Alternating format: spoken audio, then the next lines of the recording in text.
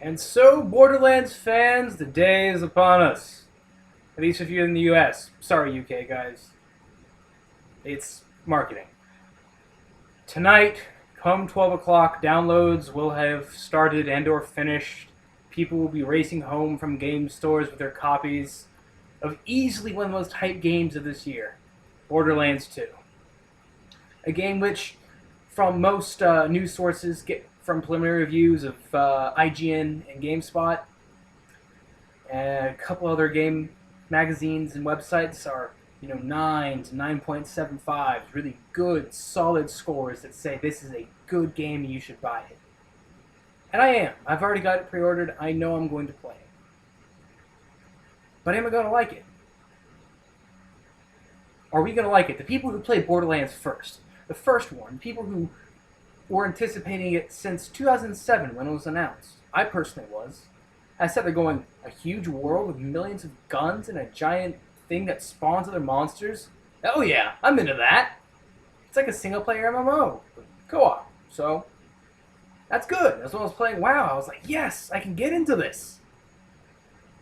But now Borderlands has had a lot of hype behind it. Borderlands 2, a lot of marketing has been going into it. There have been live action TV commercials that are shown during American football games. Those are huge deals. I've been talking about popularity of gaming. One of the biggest things I saw was that there's Black Ops 2 trailer before I saw Batman.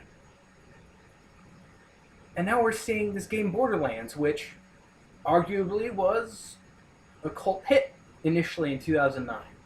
And as it progressed, it found itself. It found that this kind of crude humor with these characters that are very quickly developed with very immediate styles really showed the potential for the game. And now Borderlands 2 is coming around. But what does it mean?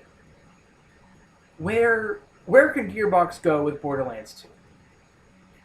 I've had a chance to play it. I've sat down with every single character and shot a lot of different guns, built different talent trees. This was at a gaming event late last month in here where I live.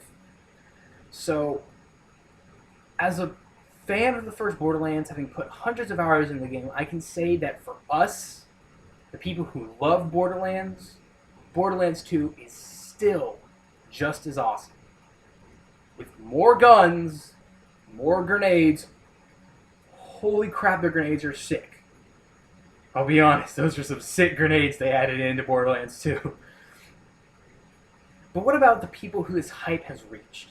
What are they going to find in Borderlands that they aren't going to find in a game that they're used to, like Call of Duty? I can almost guarantee that some of the Call of Duty people are going to be hopping over and trying out Borderlands because of just how much freaking hype is behind it. Arguably more so than Modern Warfare 3, I mean. What are they going to find? Are they going to look at this and go, there's a lot of guns, yeah, but there's no multiplayer. I don't get to kill other players. And well, there's duels and arenas and stuff like that, but, you just sort of set that aside. But I guess if you want to find out how to judge Borderlands, you got to look at what it's been inspired by. And a pretty clear reference is Diablo. And if you look at the game that was released earlier this year, Diablo 3, which to very, very dedicated Diablo fans was like, it's Diablo 3, but it just doesn't work. We don't like it. That's sort of the reception I got from a lot of Diablo people. So maybe this is going to be their Diablo 3, in a way of sense. I mean, Torchlight 2 is coming out later this week, which is big loot fest, just like Borderlands. But where do we go? Where do we go from here? Where can we go with Borderlands to stretch out even further? Because, like I said, when I first heard about Borderlands, I was like, an FPS that's also an RPG with a bunch of loot? I'm in. I've always said that the FPS RPG is like my favorite genre ever. Shooter RPGs. But when does it go too far? When has this marketing drawn in people who sit there and they play for 10 minutes and they go, I hate this. This is so boring. I haven't shot 10,000 people yet. I haven't found these millions of guns that's been advertised. It's like, well, it's a game of patience. Just like how Diablo 2 and 1 were like, alright, you gotta farm this dude to get, better gear. That's sort of how Borderlands 1 was. I spent lots of time farming General Knox, his armory, and stuff like that.